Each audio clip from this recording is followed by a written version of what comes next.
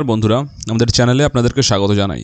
যারা চ্যানেলটিকে প্রথমবার দেখছেন তারা অবশ্যই চ্যানেলটি সাবস্ক্রাইব করে নেবেন এবং বেল আইকনটি দাবিয়ে দেবেন, যাতে চ্যানেলে দেওয়া সকল ভিডিওর প্রথম নোটিফিকেশন আপনাদের কাছে পৌঁছে যায়।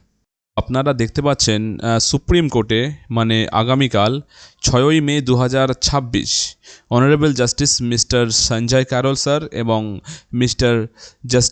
জাস্টিস মিস্টার প্রশান্ত কুমার মিশ্রা স্যারের বেঞ্চে 301 নম্বরে কিন্তু আবার ডিএ মামলার শুনানি হতে চলেছে।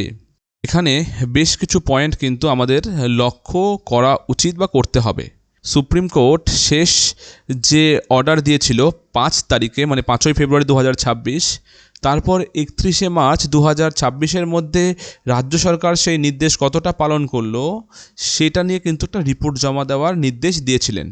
তো এর আগের বার হিয়ারিংয়ে দেখা দিয়েছিল যে সমস্ত রিপোর্ট কিন্তু রাজ্য সরকার জমা দেয়নি, সেই কারণে কিন্তু এই ডেটটি আবার দেওয়া হয়েছিল। এরই মধ্যে আবার সুপ্রিম কোর্ট যে কমিটি গঠন করেছিল তার সাথে রেসপন্ডেন্টদের যে একটা আলোচনা করার জায়গা ছিল এবং এই জন্য বিভিন্ন সংগঠন কমিটির সাথে আলোচনা করেছে, তাদের যা যা প্রবলেমস, তাদের যা যা অভিযোগ, কী মানা হয়েছে কী মানা হয়নি, এইগুলো যাবতীয় তুলে ধরা হয়েছিল। এর সাথে রাজ্য যে রিপোর্ট জমা দিয়েছিল তাতে এআইসিপিআই থেকে সরে গিয়ে রাজ্য তার নিজের সিপিআইয়ের মাধ্যমে ডিএ প্রদান করেছে। এগুলো টোটাল ডিটেলস কিন্তু জমা পড়েছে।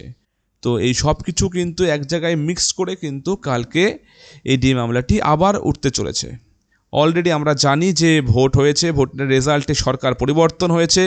এখন নতুন করে কি হয় কালকে এই দিনটা কিন্তু অবশ্যই সবার একটু দেখা উচিত। আজকে খবরটি এই পর্যন্তই। ধন্যবাদ।